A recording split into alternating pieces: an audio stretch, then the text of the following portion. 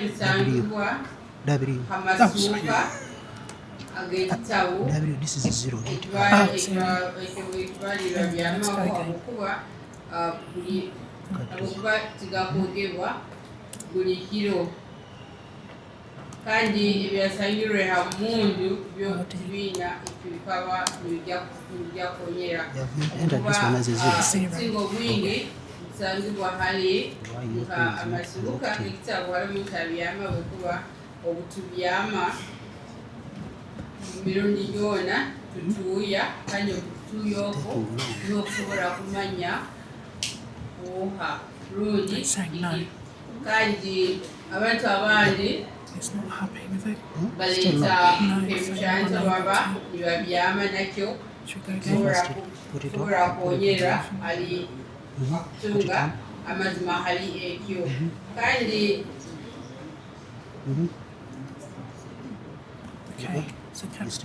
hariho enkola ey'okubeera obuhanga bw'omuntu ekwikirizibwa ensi yoona kandi omu mpandiiko kyeyatunga ebifuzi 21 mwezi gw'omusanju mwaka 2023 bakaba nibagezaho okuyitirayitirana rundi okutunga enkola egyo ekwikirizibwa ensi yoona. Kigambibwa nti enteekayo n'ebikebera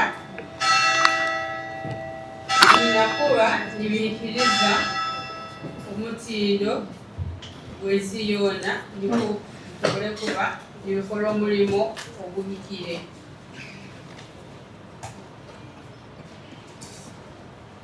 Are we done? Yes.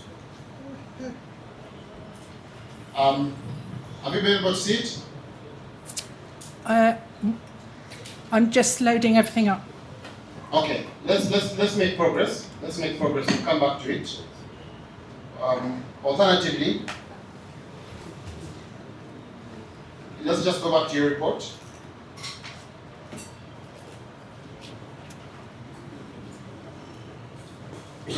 Are you at your report? Yep. If we can put in the cable, the cortical assist. Oh, sorry.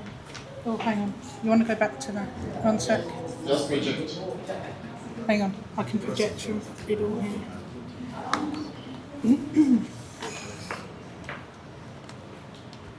Okay. Right. So. Okay, now. Oh, 1 sec. Just down here. Okay. Okay, so you had just told my lord that when you talk about FSR standards, Yes. this document, Yes. you're referring to standards that I didn't understand. Are you referring to, does that reflect ISO standards? Yes, so the ISO standards provide the backbone for all the regulations set by our forensic science regulator. And in the laboratories I've set up in Oman, that equally is the standard they are trying to achieve. So globally it appears that the ISO is the standard for the laboratories. Okay. Now, in your report, you talk about, at page 5,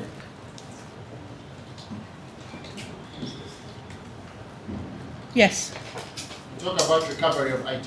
yes, I want you just to explain I want you just to go to your conclusion on that recovery at page 7. yes,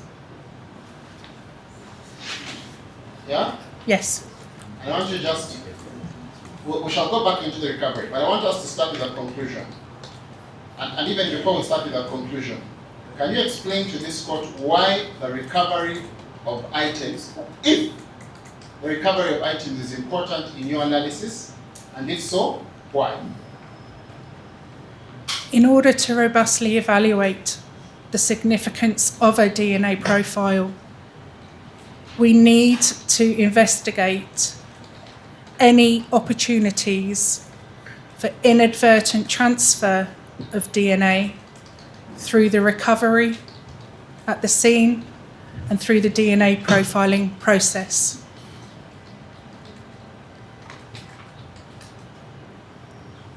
if it was confirmed that the handling of items at the scene may have taken place without the practices that are outlined in the incident scene examination, which is our Forensic Science Regulator Guideline 6. In my opinion, this could seriously undermine the validity of the samples and the associated DNA results. So I want you to very briefly tell us what are some of the guidelines for the handling of exhibits. Generally, what should a forensic investigator who is handling exhibits, what should he do? They should be wearing full personal protective equipment, including gloves, hairnet, foot covering, and a scene suit. And after every single contact made, either the gloves are rigorously cleaned. After every contact made with what? Any item or surface, the gloves should either be rigorously cleaned or preferentially changed.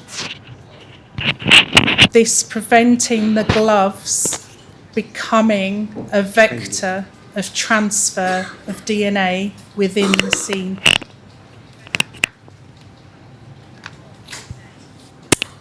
Okay, so let's say that I don't change the gloves. I just don't understand. If I'm wearing gloves, my understanding is I'm therefore not contaminating. You are not leaving your DNA behind, but those gloves, after every contact with any surface, will be picking up DNA. If those gloves are therefore not changed or rigorously cleaned, the gloves become a vector for the transfer of DNA to other areas and other items at the scene.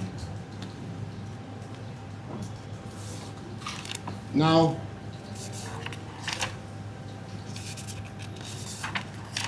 in your review, briefly take us through and explain to this court. Firstly, did you review the recovery of items? I reviewed the crime scene report, yes. You reviewed the crime scene report. Yes. And do you recall who signed that report? AIP Emmanuel. Do you have the other name? Oh, 1 second, sorry. Alugu.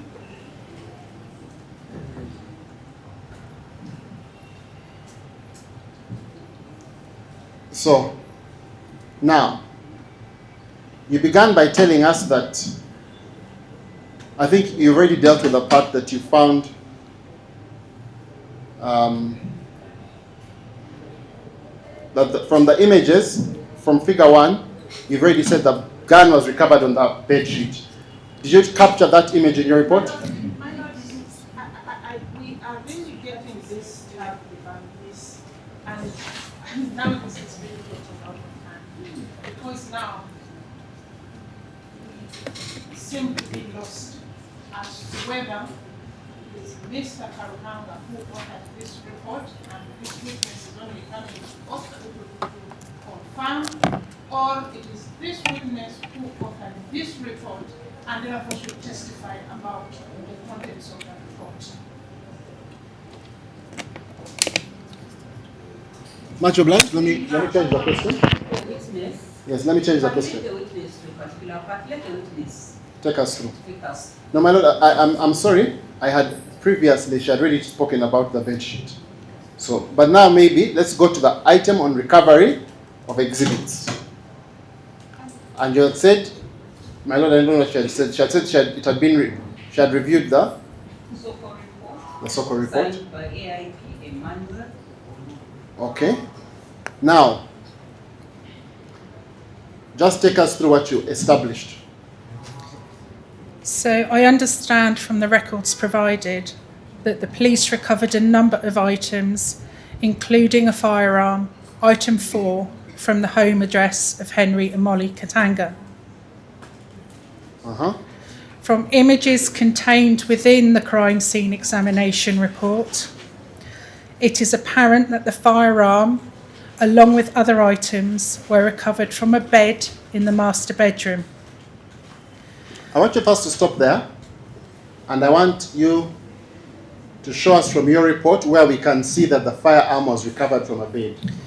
So on page 6, figure 1 is showing the bed with markers 4 and 5, along with the 4 being the firearm, Okay.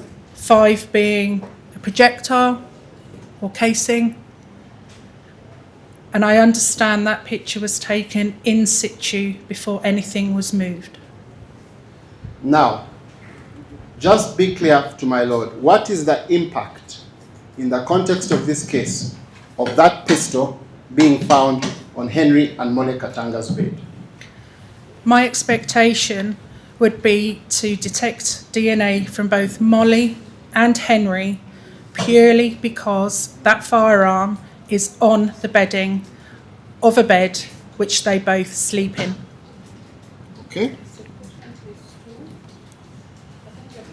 My expectation would be to detect DNA from both Molly and Henry because the pistol was found on the bed, which they both slept. And just for clarity, you had said something about, could you just clarify why you would expect their DNA to be on that bed sheet?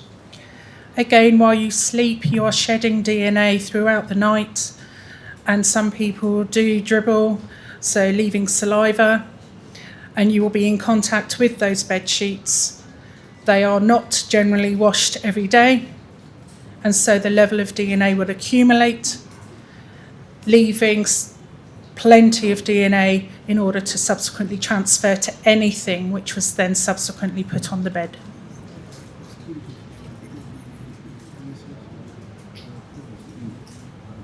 Okay, now let's go back up to your report again. There was a sentence after that.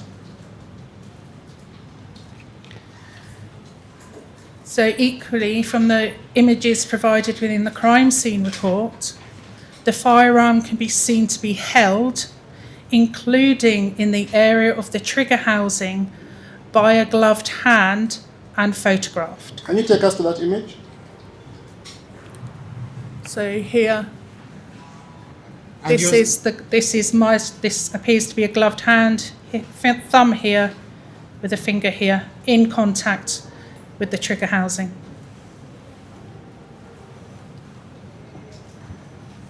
Now, Miss Hingley, you got that. Where did you get that image from? That's from the crime scene report. The figure 13 being their reference. My lord, can the witness be given prosecution exhibit 60 to see if that image is in prosecution exhibit 60?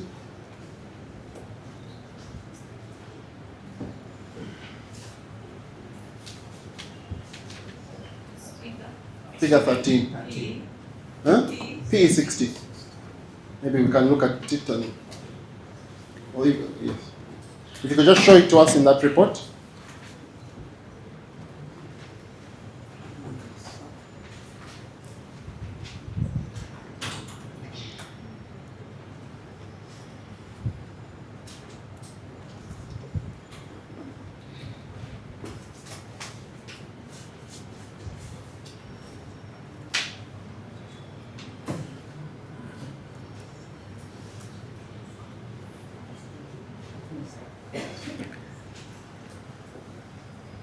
That is prosecution exhibit 60. I want you to confirm if that's the same image you have.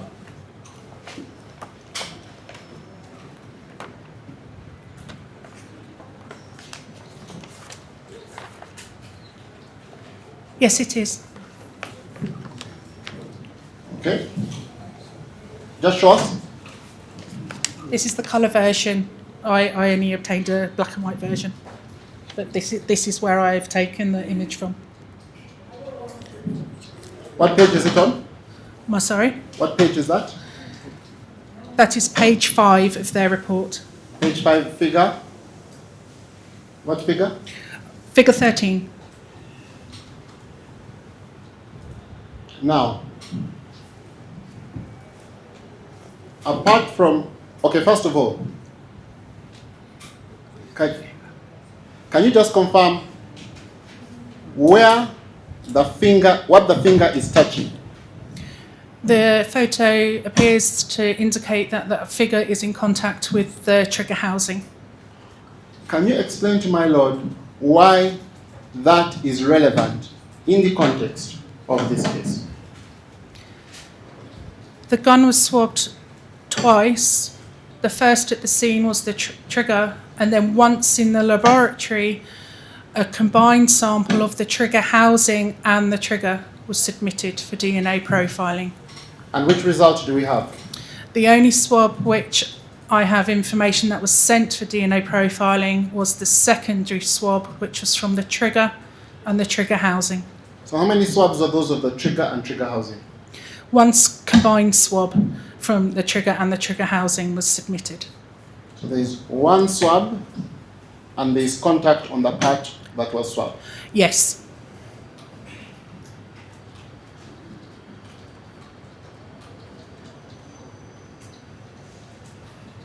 What would be the impact of that contact?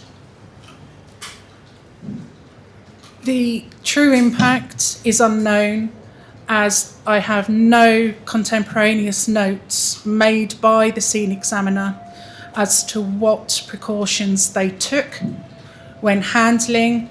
Whilst that is a gloved hand, I do not know if that is a clean glove or if that is the same glove which has been used and worn by that individual processing the scene.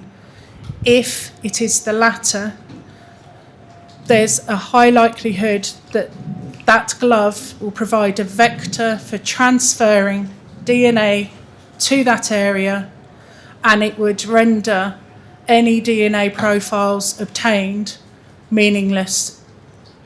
So I just want to understand you properly. I'm going to give you an example.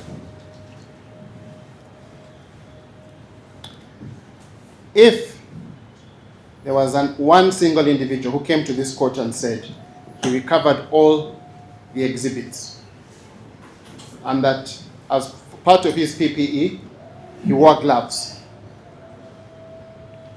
And if that is the individual who recovered this gun, what would be the impact of that recovery?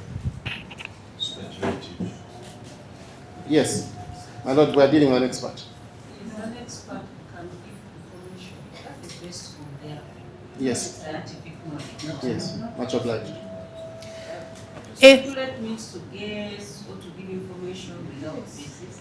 But if she's an expert, in her expert knowledge, what would the impact such a thing? If those gloves were not regularly cleaned or changed, there is a very high likelihood that that glove contains DNA and would then subsequently transfer that DNA onto the area contact was made.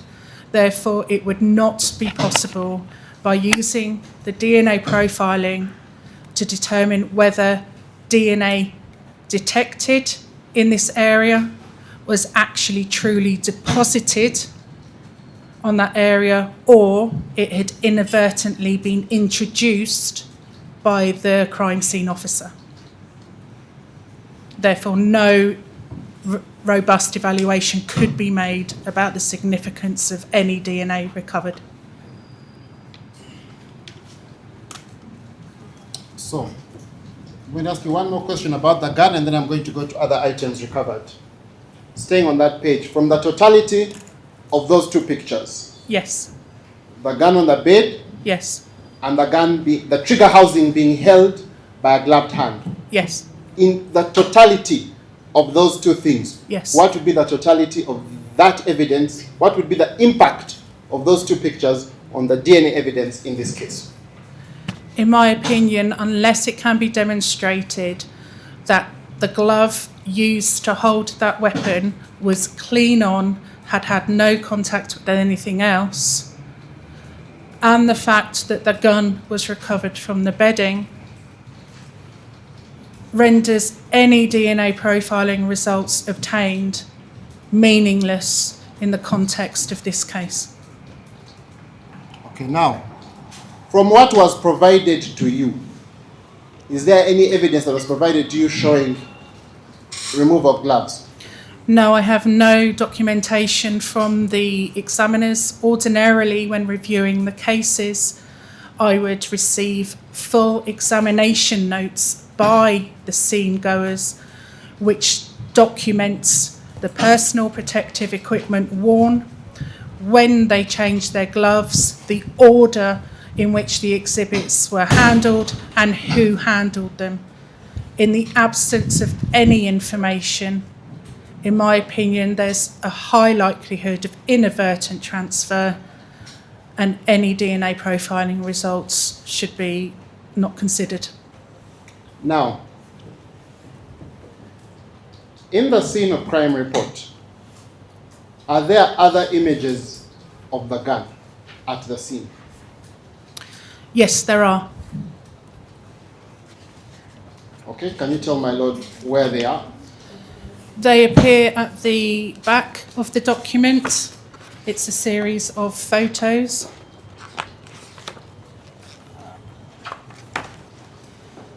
The page number isn't labelled, but it is photograph documented as 13 What, and 14. 13 and 14 at the back of the... Yes, on the back of the report. Show my lord. Where is the gun in those two pictures? The first image appears to show the gun on the floor, but I'm unable to confirm that. Just stop there and tell my lord what would be the impact of the gun on the floor. It is apparent from the scene that there was significant blood at the scene, and therefore by placing an item onto the floor increases the risk of the introduction of DNA onto an item purely by it being moved. So why do you think it's the floor? The lines on the image possibly indicate tiles, however, I Show the cannot court. confirm. So where do you see the tiles? So here, the lines, possibly. I don't know, there's no description of the photo other than closed view of the pistol. I do not know where it was actually taken, but it is not on the bedding. So it has been moved prior to that photo being taken. And where is the second image of the gun? The second image is below, so this is referred to as photograph 14. Now, I am not certain whether this is a zoomed in image of figure 13 within the document or not, but this one does tend to show feet at the bottom, where that's not evident on the figure 13. What is being done to the gun? I can't see a hand, but from how it's being photographed, it appears it is being handled, but I cannot confirm.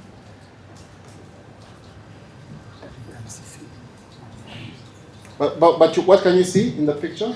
There appears to be a set of feet at the bottom of the image, which again are not covered. They are just standard shoes. Okay. Now, if you could just go back to your report without reading verbatim, we shall read the verbatim part. There is what you call the next paragraph, maybe from where we were. Now, what I want to ask you about that paragraph is, or maybe you first read the paragraph. So additional exhibits were reportedly subsequently created from the firearm, namely the magazine, item 4.1, and live ammunition found in the bullet chamber 4.2. And a swab from the trigger 4.3 was created. Okay, now just stop there. I want to start from the end.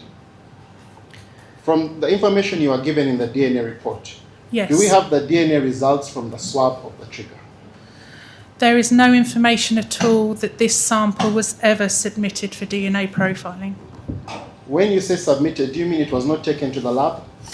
I do not know. I do have the image in figure 2 to indicate that it was submitted to the laboratory, but it was not further processed, so there is no DNA profiling result available for that exhibit. Okay. What is the impact of a swab on the trigger before another swab? So this swab was taken before the gun was taken to the laboratory. Therefore, this swab would actually contain the primary DNA on the trigger. The swab which has been submitted from the trigger and trigger housing therefore becomes a second swab of the same area. And scientifically, the most meaningful swab is that first swab which was taken. What's wrong with the second swab? The second swab, if the swabbing from the trigger was efficient, it should have removed all the DNA that was present. Therefore, the second swab being taken becomes suboptimal in the context of what you're trying to achieve.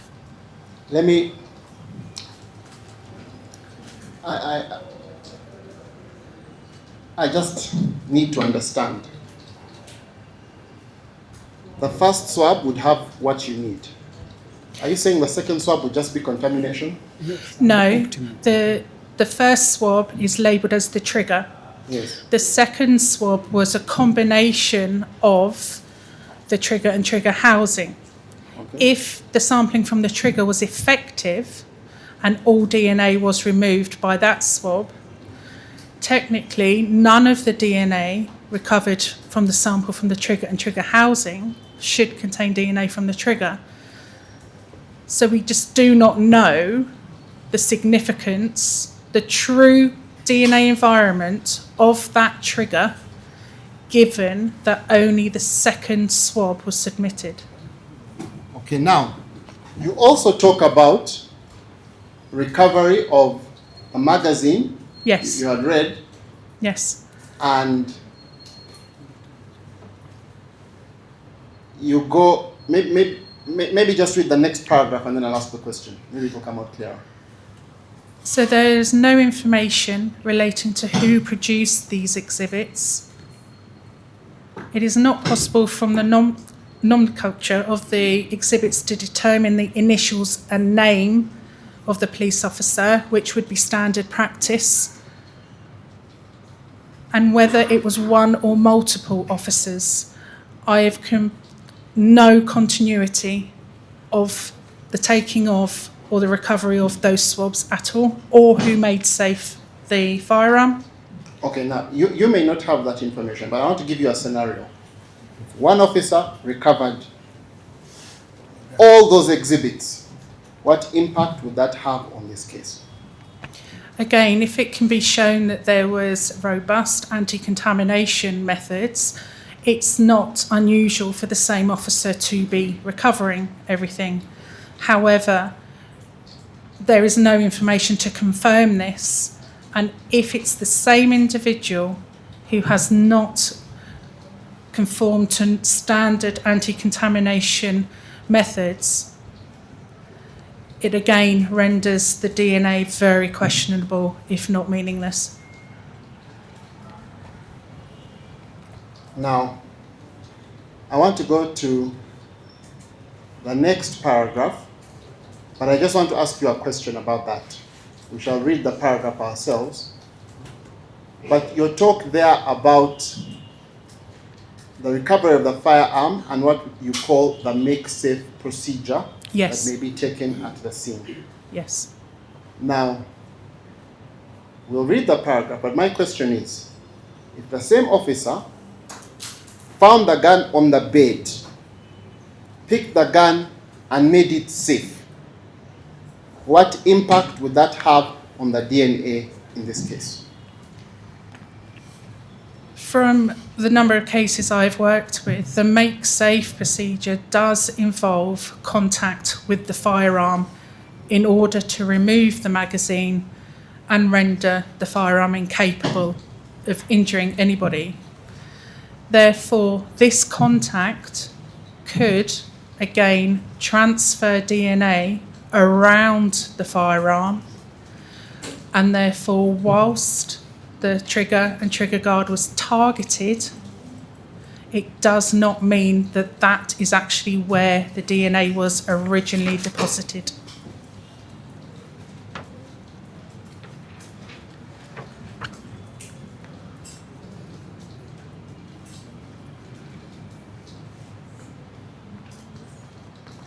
Now,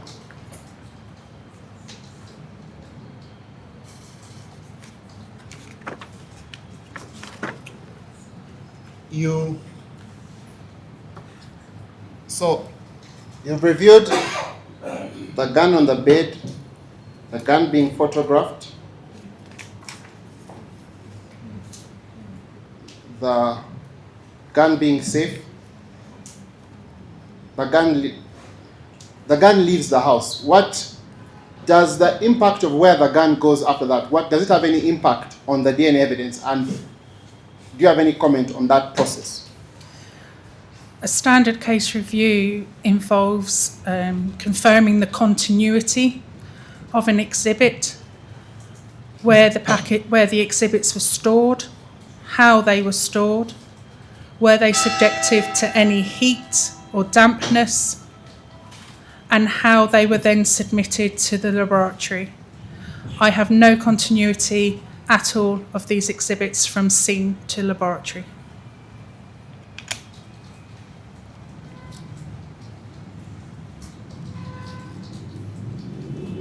So, just so we end on this movement point, the gun eventually does reach the lab. Yes, it does. Just from the handling, do you have any comment on the way the gun was handled in the lab? And can you take us to that if it at all appears in your report? So within the laboratory, I'll just Yes. find the right exhibits. The gun then goes to the lab. Does she have any visibility on?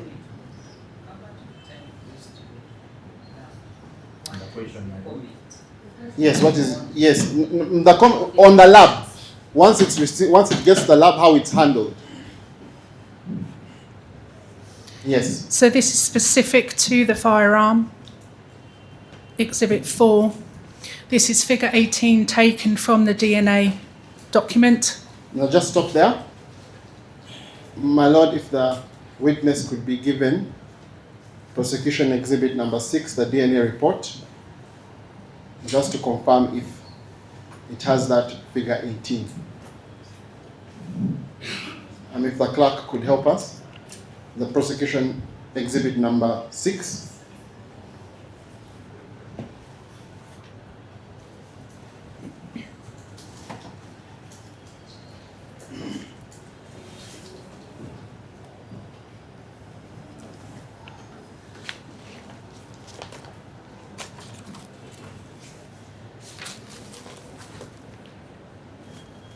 So on page 41 are colour images of the exhibits with their exhibit bag. Just show the court. And this is where I have cut and pasted this image, figure 18, into my report. So just describe for us what is on figure 18. So on figure 18, you can see that the firearm is photographed with the packaging, and the grips are actually under the packaging. The grip of the firearm. What impact does that have on the DNA evidence in this case? Within the laboratory, we have had instances of full DNA profiles obtained from admin assistants who have merely booked the exhibit into the system. This could only have occurred via the packaging.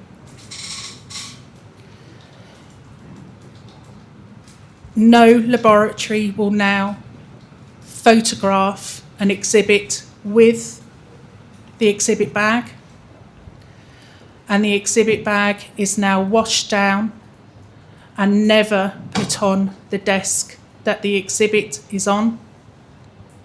as we know the bags themselves can introduce DNA to exhibits. But in our particular case, So in this particular case, we can see that not only is some of the bag alongside, it is actually covering some of the firearm. Therefore, there's a high likelihood that DNA from this bag has been introduced to the firearm. And again, it renders any robust evaluation as to significance of DNA from that firearm irrelevant. yeah, that may be true for contamination of a lab assistant. But in this case, in the context of this case, would it have any impact on the DNA profiles of any of the persons of interest? I do not know how the packaging was stored at the scene. If the packaging was stored within the bedroom and on surfaces within the bedroom, I would expect that packaging to have picked up DNA from both Molly and Henry Katanga, and then potentially having transferred to the firearm. So this again is another possible mechanism of transfer of DNA inadvertently to the gun, which is not incident related. If all the exhibits are stored together in one bag, Yes. does that have an impact as well? Yes, obviously, if you have different exhibits together in the same bag, there's the opportunity for DNA to cross-transfer between the exhibits. Look at figure 1 on the DNA report. On the DNA report just next to you, the one you're holding. Sorry.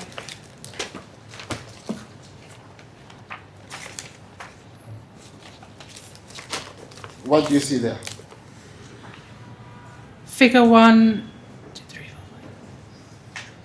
5. Appears to be 7 bags, the contents of which I do not know. And then subsequent images show individual exhibits being taken out. However, there appear to be multiple exhibits within the same exhibit bag. This again is very poor practice. Okay.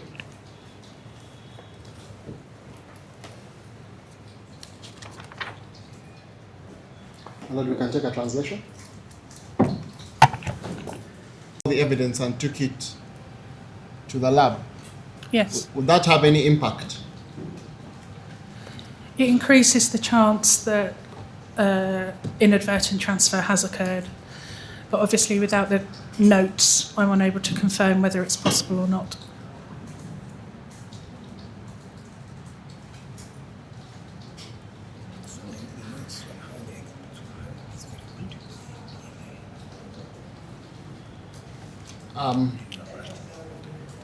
And just to be clear, when it comes to the recovery and handling of exhibits,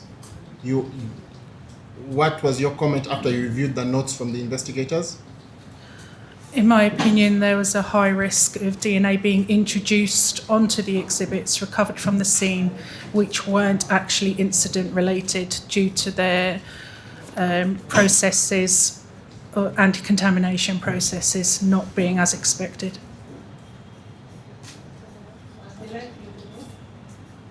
Sorry? It increases the likelihood of? Increases the likelihood of the inadvertent transfer of DNA, therefore DNA being introduced to items being recovered that was not deposited incident related. It was not incident related? Yes, it's been transferred there by other means subsequent to the incident. Okay, now, if we could go back to your report. It's not linking up now.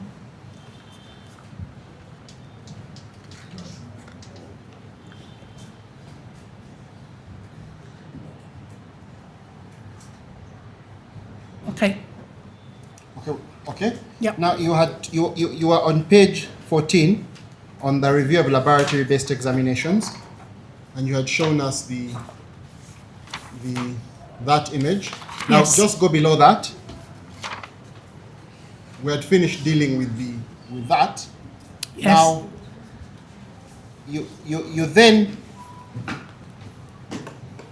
So in this part, you deal with the review of laboratory-based examinations. We've done the first bit of the envelope. I want you to tell us what else you reviewed. Just take us through that part of the report on your review. So ordinarily, I would be provided with the examination notes made by the laboratory as to details of where it was examined, who examined it, the time it was examined, the anti-contamination procedures followed, and whether they have examined for any body fluids, fingerprints. I have none of this information at all.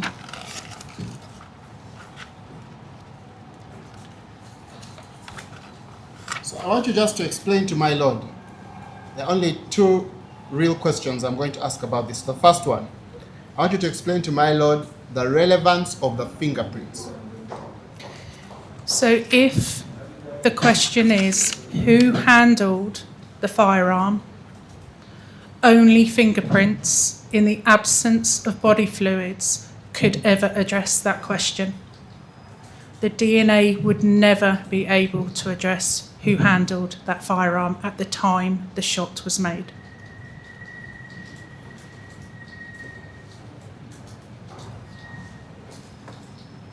Now, you are then talking about body fluids. Yes. I want you to explain to my lord. I can see you start from given. If you can just explain to my lord what we are talking about. So in relation to the gun, given widespread blood staining was present at the scene, I would have expected as a minimum that the gun would have been examined for blood staining.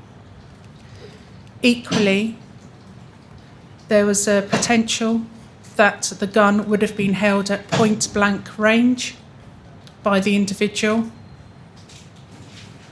and therefore the barrel of the firearm should have been examined for blood spatter in order to aid the investigation, none of which appears to have been done. I want to understand this properly from your expertise in the context of a suicide and a homicide. When you talk about blood spatter in the barrel, Yes, in the context of a suicide, how is that relevant? it would indicate it would be very fine spatter on the barrel of the gun, and this is called back spatter, and it's very indicative of the firearm being fired very close range. So if the gun is close to the head, blood comes into the gun. Yes, it's the phenomena of back spatter which is only seen when the gun is very close, and it's very, very fine spatter. Spatter, yeah. Okay. And in that case, whose DNA would be predominant on the barrel? If there was the spatter there, I would expect the profile of Henry Katanga to be the major profile from blood. From blood on that? Yes, on the barrel, on the inside of the barrel. And just to be clear, from your review of the DNA evidence, whose DNA is most prominent on the barrel? On the barrel was a clear major profile of Henry. Okay.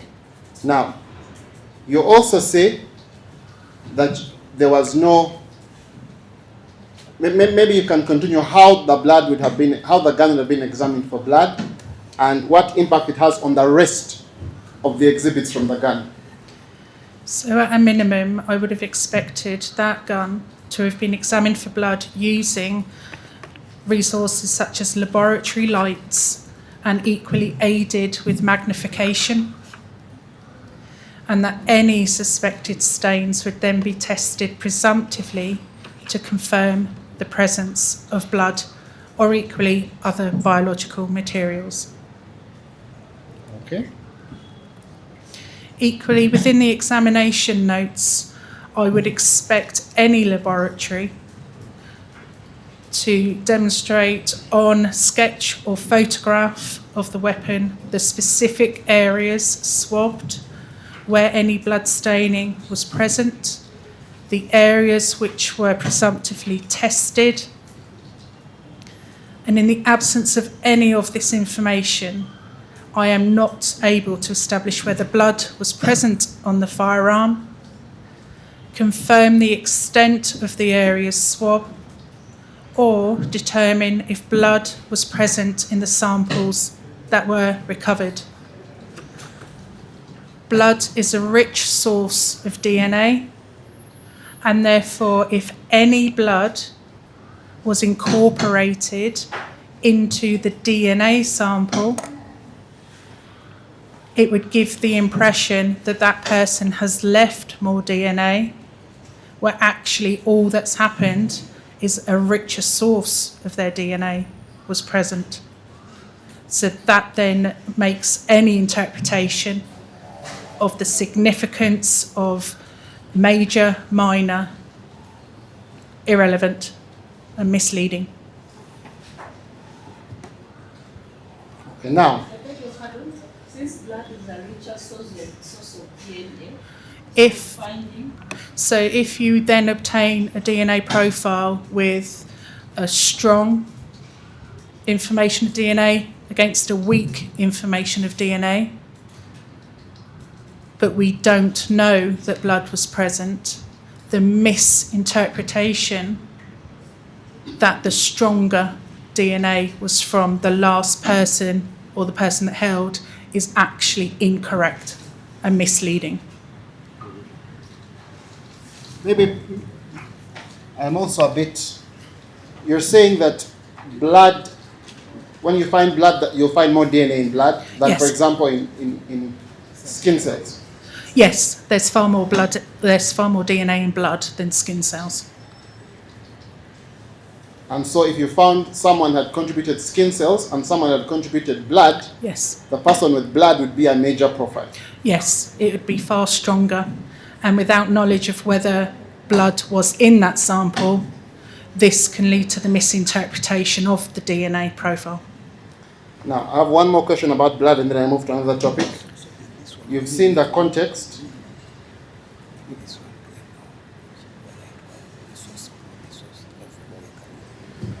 You've explained the possible context of the relevance of blood to Henry Katanga. What about the relevance of blood in respect of Mole Katanga? There was significant fine blood spatter at the scene. Therefore, it would be within my range of expectations that blood from Molly would be available to transfer throughout the scene.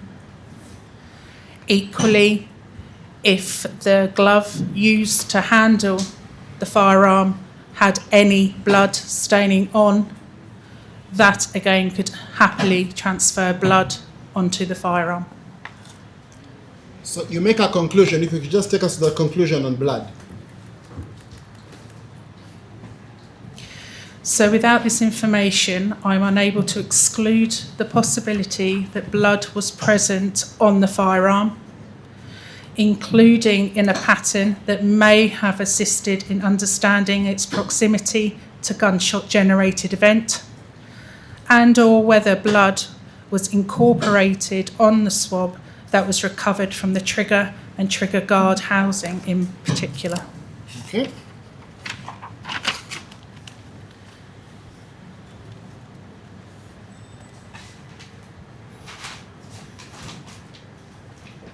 Now, I want us to very briefly go into now a slightly more technical area. DNA. Yes. I want you to, as simply as possible and as briefly as possible, explain to my Lord what you are looking for when you say you're looking for DNA. Can you rephrase for what you mean? The process? The DNA profile. In a DNA profile, Yes. what am I supposed to find? Okay. So DNA is inherited from your parents, half from your mum and half from your dad. A DNA profile from a single person will have a maximum of 2 pieces of information at each area. If mum and dad have given you the same piece of information, it will appear on the graph as 1 peak, but it's actually 2 copies, one on top of the other. DNA profile from a person you have. A maximum of 2 pieces of information per area looked at, whilst visually there may be only 1 piece of information on a graph. This is in actual fact 2 pieces of the same information on top of each other. How many areas do you look at? The technique used in Uganda is Verifiler Plus, and I believe it's 23 or 25 areas looked at. So, just so we're on the same page, you're saying that in all those 23 areas, there are 2 pieces of information Yes, from a single person. from a yes. single person. Yes, One from the father yes. and one from the Mother. mother. Yes, However, you're saying that it is possible in those areas to find 1 piece of information. yes. And why is that? That's what I didn't understand. So this is where mum and dad have provided offspring with the same piece of information. Therefore, the child has 2 copies of the same piece of information, and that is represented on the graph as 1 piece of information, but it's actually the 2 inheritance on top of each other. So Maybe you can demonstrate it for us. can I show Using you? an electropherogram of Mole Kat, using a DNA profile of Mole Katanga. Just bring up.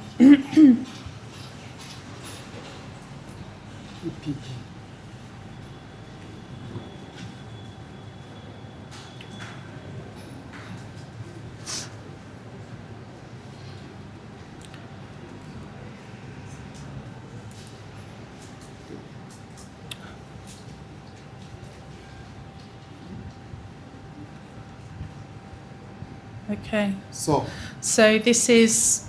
Are you? now just Perhaps, I don't know where you say that it is possible to find only 1 piece of information, Yes, and this is where the mom and dad have a child with. they have both given the child the same piece of information, and therefore visually on the graph it just looks like 1. I don't know if Molly's got any. Yeah, Molly has. okay. So I want us to look at, my lord, the profile is Defense Exhibit 5. While she's projecting it, I don't know if she can look at it later, but even the court can look at it there, but also can have Defense Exhibit 5. We're just trying to understand. So now you talk. Let's look at the profile clearly. In the DNA, what tells us that this is Mole Katanga? What you're showing us? How do we know that that's Mole Katanga and not? So during the DNA profiling analysis, each sample is given a unique identifier which follows it through the entire process. In this instance, if we look at the sample number, I don't know where it's showing, up here in this corner here. Yes, what's the sample Can number I in the point- corner there? Where am I pointing? No, just read for us the sample number in the corner where it says sample name. So the sample number is 68 2Y23S004 And where did you get it from that that's Mole Katanga?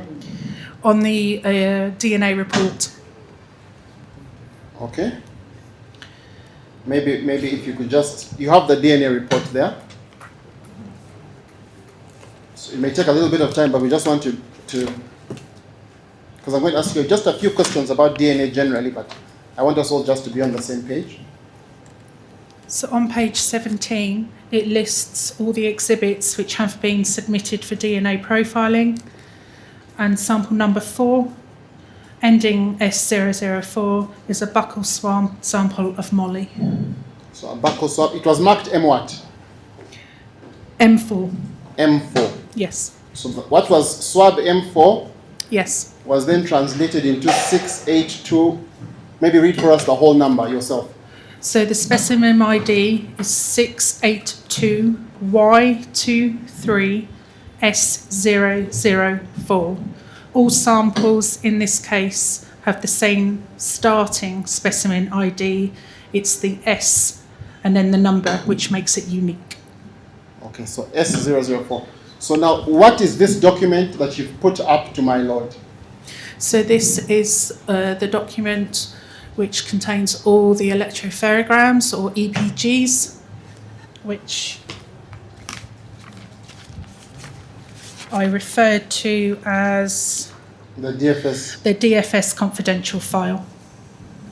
Okay, now. So now we at Mole Katanga. You Yes. told us about pieces of information. Yes. So what are pieces of information?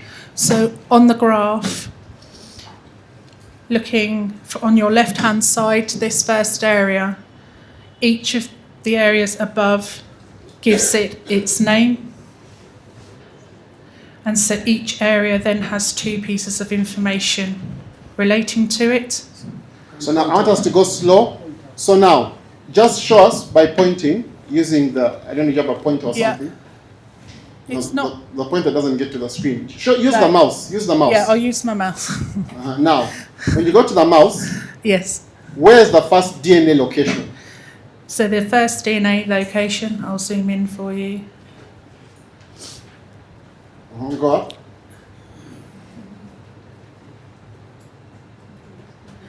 It's labelled D3S1358, and simply this means... So go to the box. Is that the one in the box? Yes. The labels in the boxes here are the specific areas of DNA that are targeted. So what is that thing called? What's D3? So D3 is merely that this area is on chromosome 3. Okay.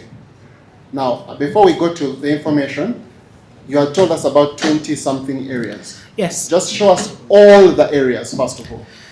So So where's the next area? The colour merely dictates fluorescent labelling during the process so we can visualise. So if I go through the blue colour, there's 5 areas. The green... I think it's easier for us if you first go back up. Yeah? Yes. Just show us location by location chronologically. So if you start at D3. So we go D3, VWA, D16, CSF, D6. Now just stop there. So you're telling me that those boxes, wherever they end, what is below those boxes is what you mean by piece of information? Yes. Is that what he has said? I'm asking. Yes, that's exactly what I'm saying. Yeah, my lord, these direct questions. My lord, we need to understand. I need to understand, so I'm asking to We shall understand. But my lord, Okay, let me rephrase. allow Mr. Katanga to testify. Let me rephrase. Below the box, what is that thing below the box? So these are the pieces of information. So the DNA is broken down by size, and each size relates to a specific area of DNA we look at. Now, And so when I'm referring to pieces of information, it is that below the label here. so now at D3, Yes. how many pieces of information are there? There appears visually to only be 1 piece of information. Okay. However, this will be created by 2, one from the mum and one from the dad. So they have both given Molly the same piece of information, which presents itself on the graph as 1 peak. So why is there a number? What's number 16? 16 is merely when we're looking at the technique that undermines all DNA profiling is called STR, or short tandem repeats. These are short pieces of DNA that repeat happily, and it's the number of repeats of a specific sequence that give the number here. So in this instance, at the area of D3, the repeat targeted was seen 16 times. Now, so there's one piece of information, and what is that information? So that indicates that at that area D3, Molly, her full designation would be written as 1616. Okay, she got so the 16 is what you get from your parent. Yes, so she has received a 16 from her mum and a 16 from her dad. Okay, now just slow down. I want to understand it in simple terms. You get one piece of information from your father. Yes. And one piece of information from your mother. From your mother. Mole Katanga at this particular location has only one piece of information. It visually looks like one piece of information, but it is actually two, one on top of the other. So visually just looking at one peak. So what's the number below 16? The number below is the height. So this is how well this piece of information has fluoresced as it passes through a laser during the separation phase. So that's the height. So the height here is 18,000, which is a strong DNA profile. Okay, so I don't know if I should continue, break, or I just want us to understand this graph, and then we come back to DNA. So maybe.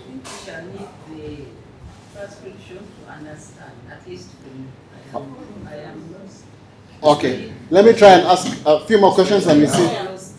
No, we are not lost. Our concern is testifying, so we will need the transcription to discriminate from what the lawyer is testifying from what the witness is actually. My lord, I need to be protected from such an accusation. My lord, I need to be protected from that insinuation. My lord, it's not true. But okay, let me ask it like this. Sometimes you're asking in a manner. Yeah, because we're understanding. No. My lord, our understanding, surprisingly, is different. So let him not assume that his understanding is the actual. No, what I mean by understanding, my lord, is we're trying to understand what the witness is saying. Yes. So let me do it like this. You have all that there, right? Yes. That document has different heights on the graph, right? Yes, correct. Now, at the first location, can you show the quote where the first location is? This one? It's called what? D3. Where does it start and where does it end? The red markers indicate the area of the region of D3 where the known DNA is found. And then you have a long line with a 16. Yes. And you're saying that 16 is Mole Katanga's DNA at that location? Yes. From both her father and her mother? Correct. Let's go to the next location to understand. So this is VWA. Okay. And you have... What is VWA? That is just a name given to a different area of DNA within this technique. Okay. And you can see here the difference between D3 and VWA is that we have two pieces of information. This is a 15 and a 17. This means that mum and dad have given Molly different pieces of information, hence they are seen as two peaks on the graph. And when you add the heights together, it's roughly the same as the other one? Yes, in a well amplified and copied profile, the combination of two peak heights should be relatively the same as that of a single peak, because this is actually two copies of the same piece of DNA. Okay, so you have all these, so all of these are locations. Altogether, there are how many locations on this graph? So we have 5, 9, 13, 18. There's 23 areas, and in addition to that, you have a sex determining test, and equally one area is specific for male DNA. So show us the sex determining test here.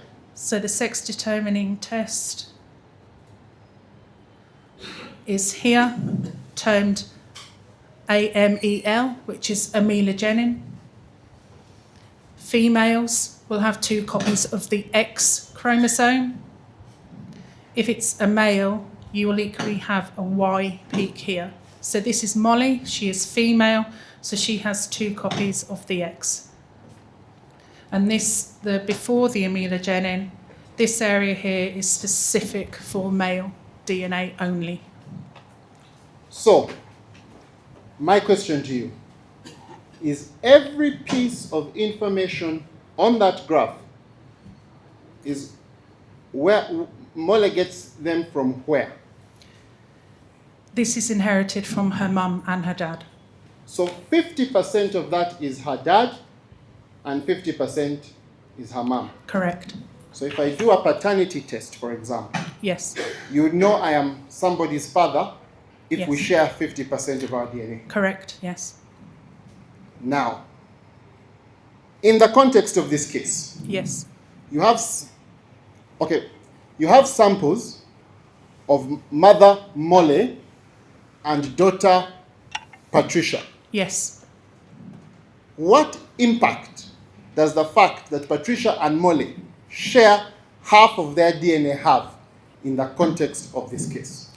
Through inheritance alone, Patricia and Molly will share 50% of their DNA. So, for example, if you're saying you found Patricia and Mole's DNA on a gun, Yes. what impact will the fact that they are close relatives have on who contributed more, for example? So when you consider that 50% will be shared between mother and daughter, it means that where they do share, it will artificially elevate the DNA of Molly, therefore indicating that she is contributing more DNA than she truly is. Okay? Now, if I go to a sample that has more than 2 pieces of information, Yes. what does that mean? That indicates that there's DNA from more than one individual present. And what do you call that DNA? This would be referred to generically as a mixed DNA profile.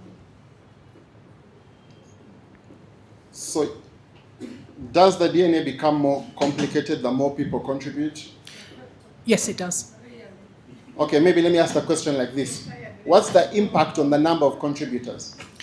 As the number of contributors increases, the chance that an individual's DNA will be present purely by chance increases, and the statistical evaluation can get incredibly complex to the extent that we are not able to produce a meaningful result for you.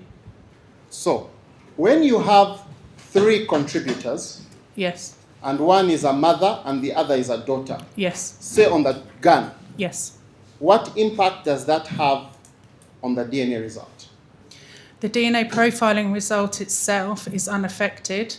The initial interpretation will indicate whether you can or cannot eliminate someone. It's when it gets to the statistical evaluation that the information that a mother and a daughter have contributed is highly significant, and it requires specialist software, which, from the information I have, Euroformics cannot cope with. Before you reach even Euroformics, in the context of our case, in the DNA report in our case, was the analyst, from the analysis that you've seen, able to distinguish DNA that Mole and Patricia shared, and able to attribute this, although it's shared, it's for Patricia, and this part is for Mole? Were they able to do that? Each of the DNA profiling, the complexity was different, and we agree that we are unable to eliminate individuals, but the mixture interpretation is far more complex, And so we merely compare the references of the individuals, and we reach the stage that that individual could have contributed DNA. It's only when the statistical evaluation is run that we're able to understand the significance of their DNA matching. And the more contributors, the greater the likelihood it's matching by chance. Let me ask my question again. You have on the gun, according to that report, DNA of Mole and DNA of Patricia. There's If I've DNA understood which you- match them, yes. If I've understood you, you're saying that when it comes to calculating who contributed Yes. what impact does the fact that you have Patricia and Mole there, what impact does it have on the sample?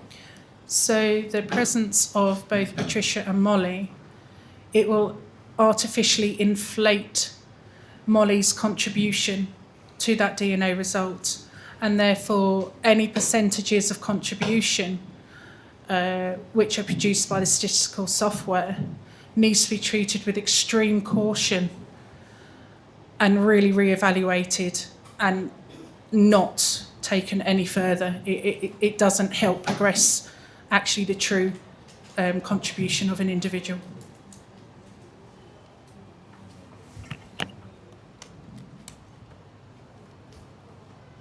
My Lord, I don't know if I should continue or if I should stop. I'm seeking the guidance of the court. I think Much obliged. to arrange today's report for us Much obliged. and start it tomorrow, so that when we come back on Wednesday, we are properly in the same. Much obliged. So, we can listen to the translation maybe. Or we can start with the translation only. Let's hear it.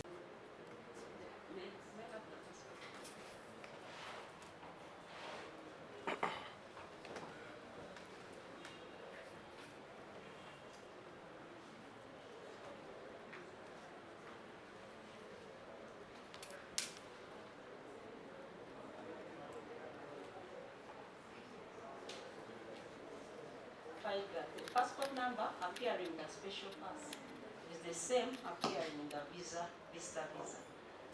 The witness biometrics, name, lien and link. I note, however, that Regulation 10(1)D does not peg the validity of the special pass to biometric capture. The primary purpose of biometric capture in immigration decisions is to accurately verify the identity of the applicant, prevent individuals granted entry are who they claim to be and do not pose a threat to public safety or national security.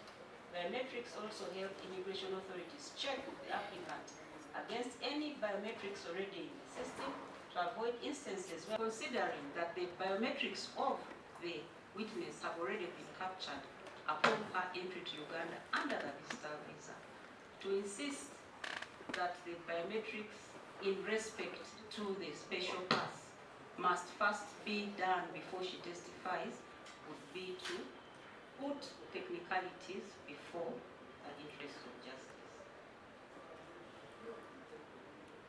In conclusion, therefore, the witness shall testify, but will be required to go and complete the biometric collection for her special pass before the next court appearance, failure of which the evidence that she will give will be expunged.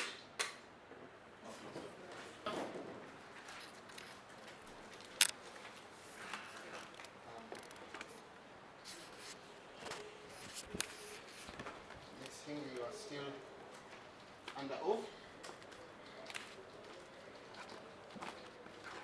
And I just want us to start.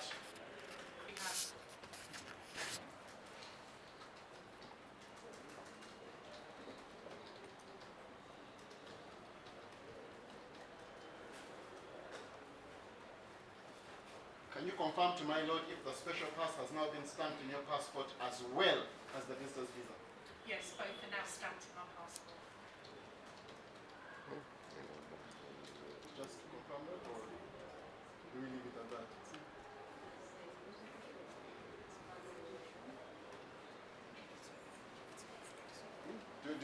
you want to see that? They had, I'm sure they will ask. So if they want to sit, they will ask. Much obliged, my lord.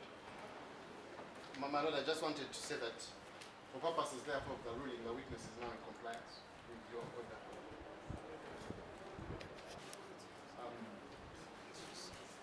And also, just now, next, I just want you to confirm if you can identify the special pass if it's shown to you, and then we shall pass it on to the court. Yes. Passport. Yes, this is a special pass stamped in during the break.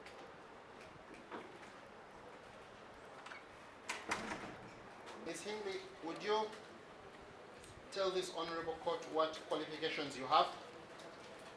I have a Bachelor of Sciences degree in Biological Sciences and have been a forensic scientist since 1997. Just stop there. You have a Bachelor of Science degree in? Biological Sciences. And you have been, you said something? A forensic scientist since 1997. Which university did you get your degree from? Swansea University. United Kingdom in Wales.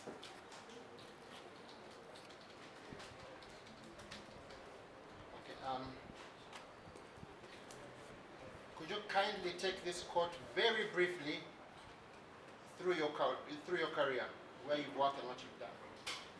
In 1997, And please speak very slowly. I joined the Forensic Science Service in London,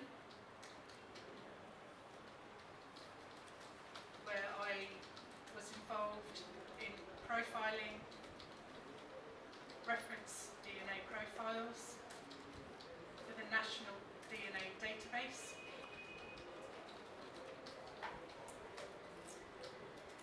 In 1998,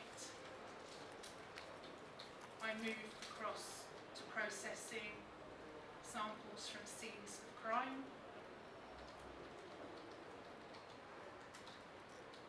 In 2000, I became a court-going scientist. In 2003, I moved to a company, LGC Forensics. Just tell my lord what LGC stands for. So that is short for Laboratory of the Government Chemist.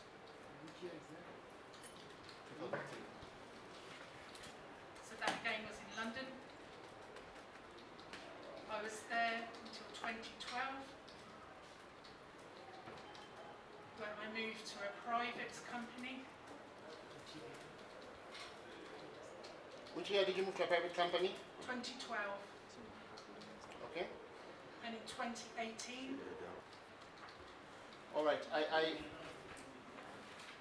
just so we can have proper context, could you, again, in just a few sentences, tell this court what the state of DNA for evidential purposes was when you joined in 1997? it was in its infancy. The laboratories had just reopened to high throughput of samples. Just slow down, had open to. The processing of high throughput samples. What are high throughput samples? We were processing very large numbers of DNA samples. Okay. The aim was to get the entire criminal population of the United Kingdom on the National DNA Database as soon as possible.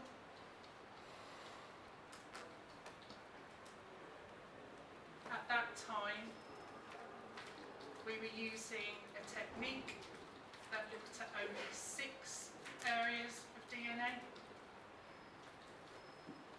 known as SGM.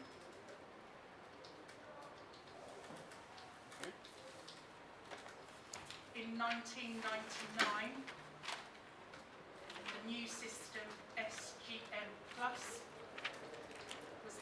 implemented, of which I was part of the validation team, ensuring the process was robust and reproducible results obtained. And how many new areas are you looking at in the new system? In the new system, we looked at 10 areas of DNA.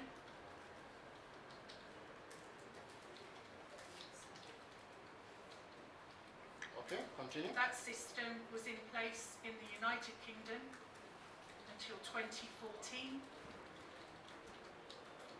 when we moved to DNA 17. This looks at 16 areas of DNA, plus the sex determining test. And again, I was part of the team involved in the validation of that system. Where was the rest of the world picking their DNA knowledge from?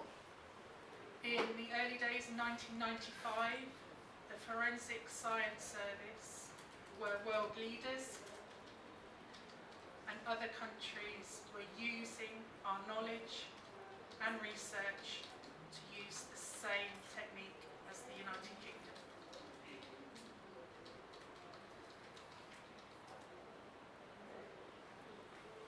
Beg your pardon, other countries were using? The same technique as the United Kingdom.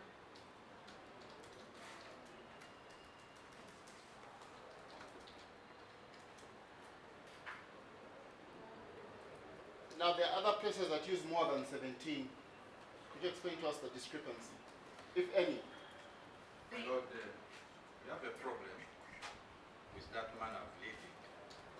The other places using more than 17 is not evidence arising from the witness. Much obliged. It My Lord, let me appears rephrase. counsel is testifying My Lord, let me rephrase. and a witness is just being invited to confirm. My Lord, let me rephrase. Mr. Kalama. I'm rephrasing. Do other countries use more than 17? Yes, they do.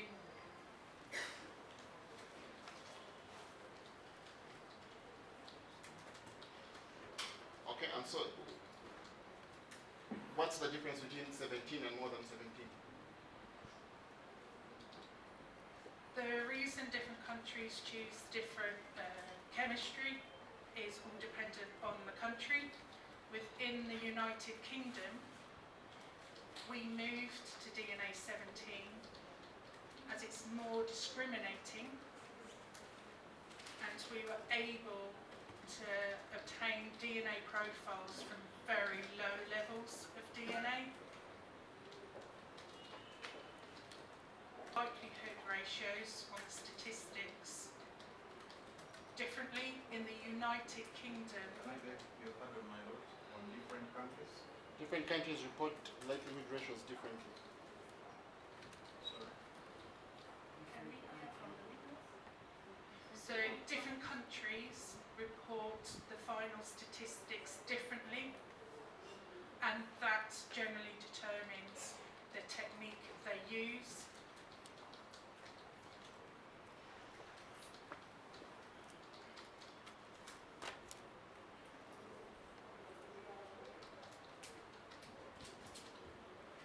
But is there a very big difference between techniques?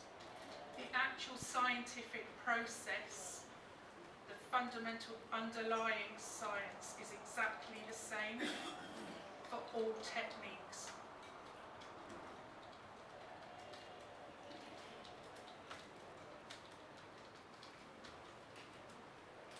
Ms. Hingley, apart from working in those different organizations, can you tell this court what, if any, organizations you've been involved in training on understanding of DNA? So I train a number of police forces in the UK: Metropolitan Police, City of London Police. Just hold on, the Metropolitan Police. Yes. Okay. City of London Police, Kent Police, British Transport Police, Sussex Police, Hampshire Police. military police.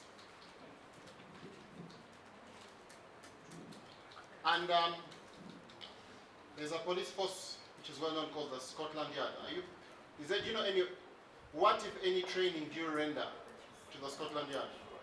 Scotland Yard is the headquarters of the Metropolitan Police. Okay. Yes, You ma'am. are leading in the same way as they are complaining about. I didn't get the complaint. Pardon? That you're suggesting The answer. that you are saying things and then inviting the witness to remark the witness. Okay, so my lord, my question to the witness, maybe if I can rephrase it. You've listed for us a series of police organizations that you train. Yes. My question is whether you also, whether and if any, what training you also give, if at all you do, to an organization called the Scotland Yard. My lord, is that a leading question? My lord, a leading question is a question in which the answer is suggested. What is the answer? I'm asking what if any training Any other? to Scotland Yard. I'm specific. I know of no law that stops specificity. What if any training do you render to Scotland Yard? Scotland Yard is the headquarters of the Metropolitan Police. Oh, so you already So said. yes, as part of the training I have trained in Scotland Yard.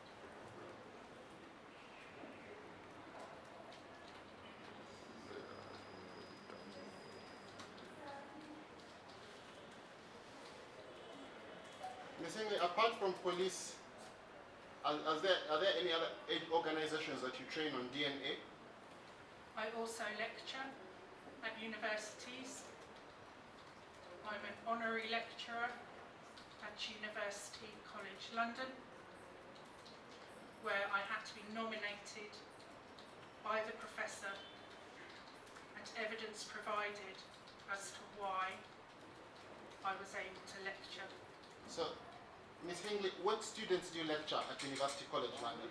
I lecture on 2 of their master's courses.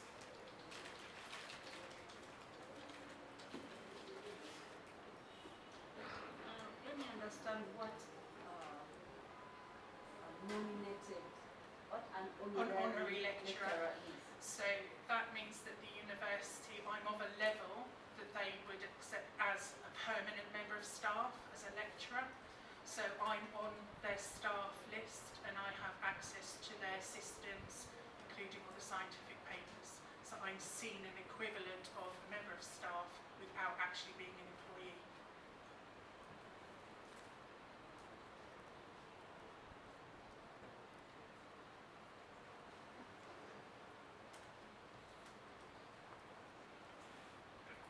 Briefly, why you teach master's students when you have a bachelor's degree? The experience I have in the field is far more extensive than any master's course could provide, and it is my experience of cases within the criminal justice system that is being utilised to teach the students the limitations of DNA evidence in the context of cases.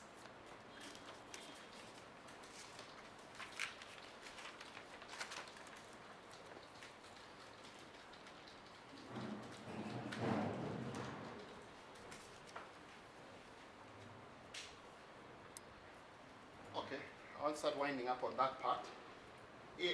Have you done any DNA work outside of the UK? Yes, so I'm used as a consultant for cases in New Zealand. I've also trained the Turkish army in blood pattern analysis and involved in the setting up of new DNA processing line in Oman.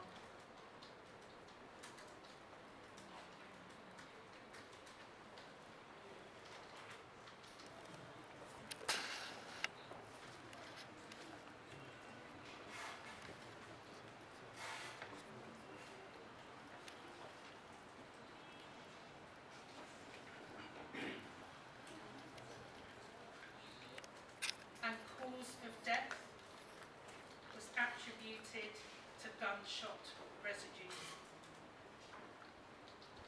Attributed to what? Gunshot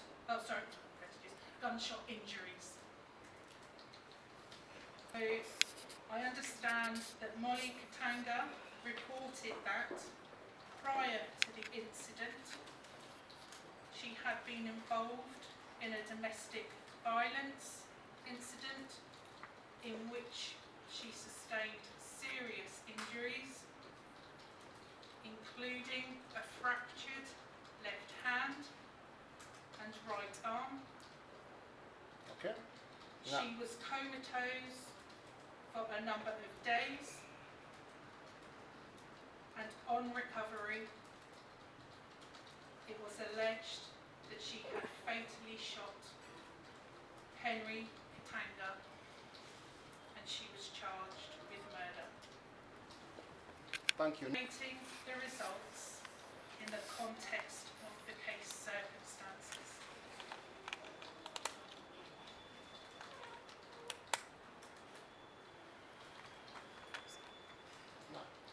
Ms. Haley, you're talking about scientific findings. Were there specific scientific findings you were asked to specifically review, or all the scientific findings in the case?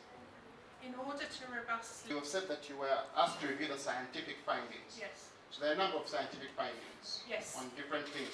Is there any specific scientific finding you were supposed to... For saliva to be available, to be deposited in the area where that individual is.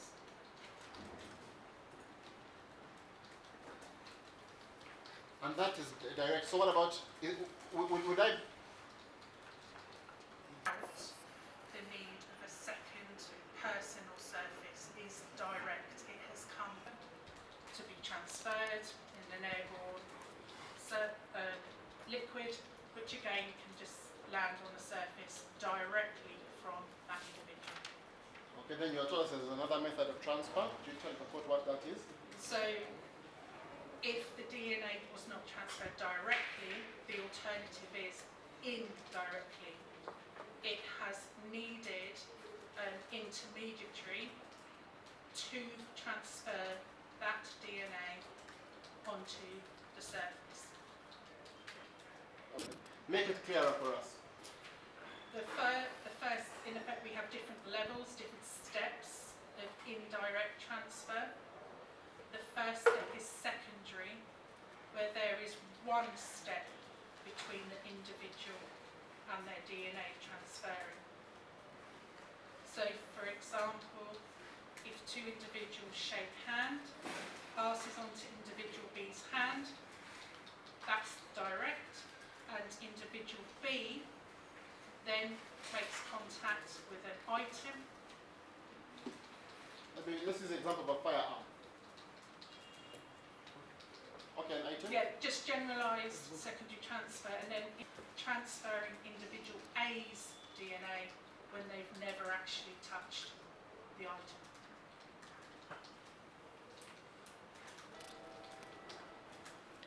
Okay.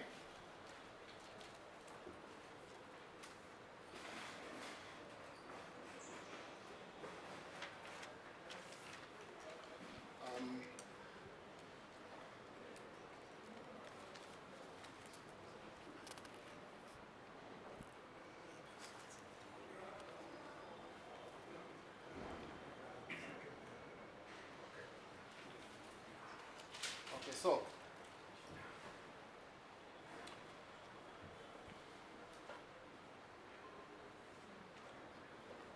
what about the time? Is it possible?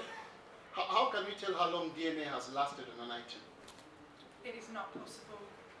It is believed that unless disturbed or subject to the elements, extreme heat or damp, the DNA will persist indefinitely.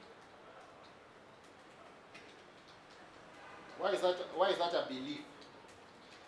DNA profiling has only been routinely in place since the 1990s, and hence realistically we're dealing with a relatively short time frame of knowledge.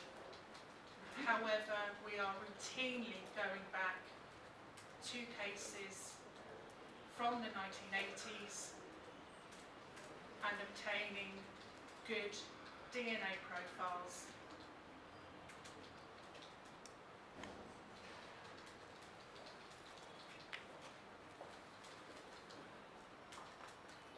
Okay.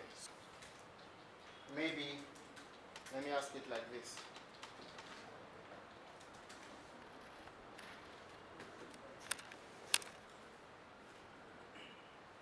Once we find a DNA profile Yes. on an item, that DNA went onto the item. In the context of DNA, cellular DNA, it is not possible.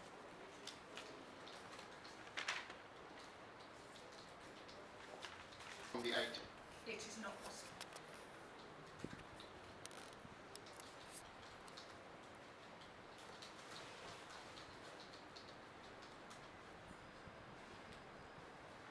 How can we know, again in the context of DNA, when DNA was deposited on an item? Again, it's not scientifically possible.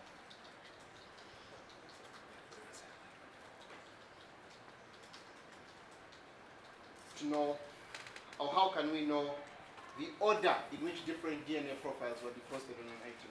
Again, not scientifically possible to do that.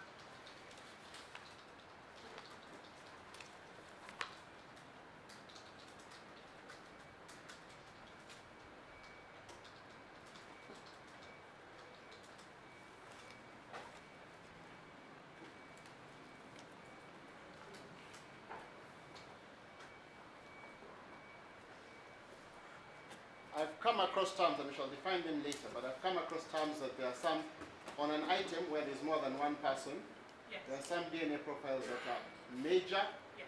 and some that are minor. Yes. Can you explain to my lord, does being a major at least suggest that you handled the object or handled it? What does it suggest, being a major and being a minor? What inference can we draw from that? In the absence of any body fluid, the strength of the DNA does not help in addressing the order that DNA was deposited, and therefore the strength of the DNA cannot help to address the order the DNA was deposited, and therefore who deposited their DNA last. It's a misunderstanding that the strongest profile will be the last person to contact. But why is that? It's a misunderstanding. But why is that? Because if it's the strongest, so why would that be the case? We know that people shed their DNA at differing levels, and therefore if you have someone who sheds their DNA very poorly and someone that sheds their DNA very happily, the expected levels of DNA from the DNA profiling result to determine the answer.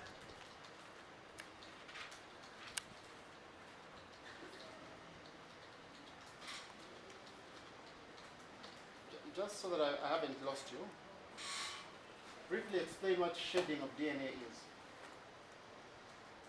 As humans, every activity, we are losing cells from our body. Every contact we make, cells are lost. If someone is very, very hygienic and constantly washes their hands, then the availability of cells that shed is going to be far lower than those that don't. So it's a natural phenomenon. Everywhere you walk, you are shedding DNA cells.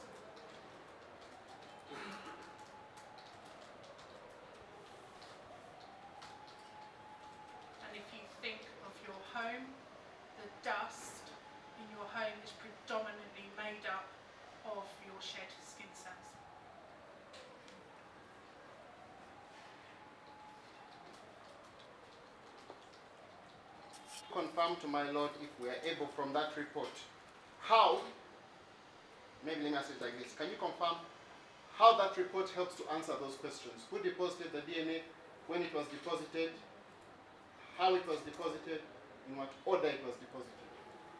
The DNA report is merely a factual report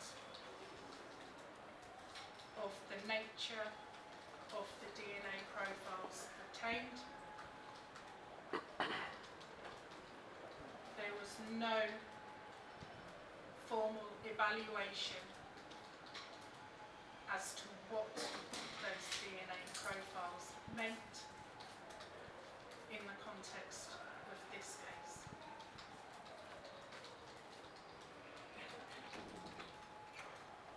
So, if you could just put that for us in much simpler terms and slower, just because you're saying that there was no fuller evaluation. If when I read this report, what does it tell me about who handled the gun? It doesn't tell you anything about who handled the gun.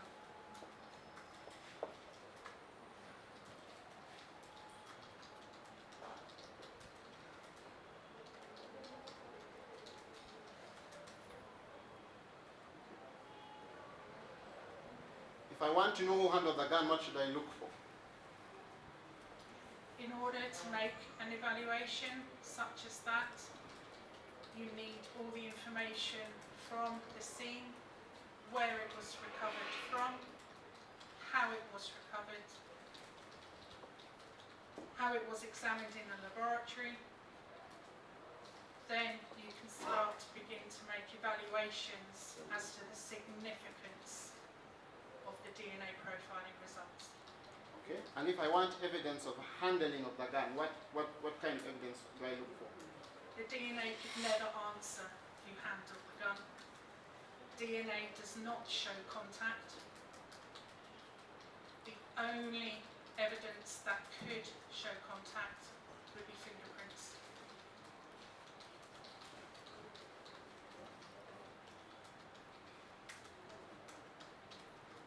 And then we can take a translation. Look at this question more directly, and it's about the last sentence. The standards published by the forensic science regulator. Yes. What connection do those standards have with the standards in ISO 17025? All laboratories in the United Kingdom, in order to process DNA to an evidential level, must be accredited to ISO 17025.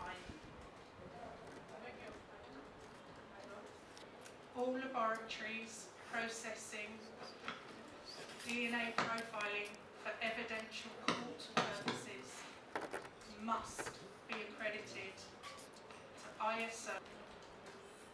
And from the letter that you saw, just clarify what or whether the lab in this case was certified to ISO according to that letter. My Lord, does the letter speak to that? Let me ask, is inviting the witness to speculate? okay, does the letter speak to that? The letter you saw? I think that question was answered from the letter dated 21st July 2023. The ISO 17025 is the standard Uganda is aspiring to achieve. My Lord, the lab. There are labs in Uganda in government that are accredited. Yes. So the lab that was used in this case. Briefly, we shall look at the letter. Do you have the letter? I will try. You can, every time you're changing the screen, you can keep, to protect your privacy, you can keep removing the cable. The HDMI cable.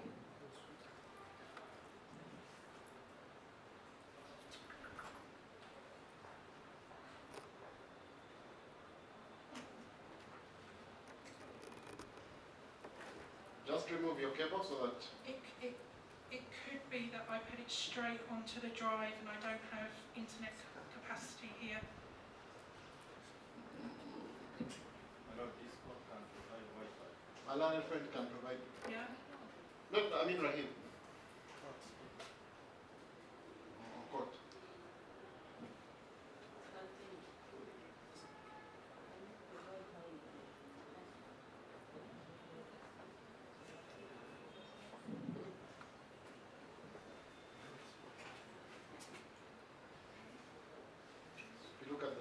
face confidential file transit line. Yeah.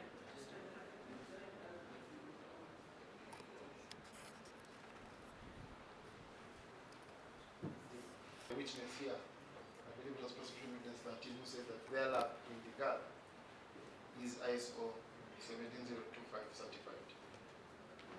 And Mr. That's Mubiro, evidence or submission. no, it is already on record. We want to know how to It's regard on what our record. colleague is trying to It's on record.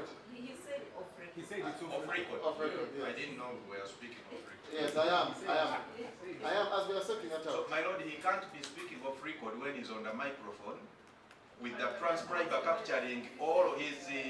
My microphone is off. My microphone is off. Off record, my lord. Let's But- wait for the witness to connect. No, but my lord, we did have a witness here who did answer that question. We'll find it. Yes. Rest in, If the witness said so, we'll find it. she said so. And we also had the witness who did this report who confirmed that for him, they are not. And then he brought the letter and tended to show that although they are not, they are hoping, but my lord, it's been decades, they are jumping them. But it's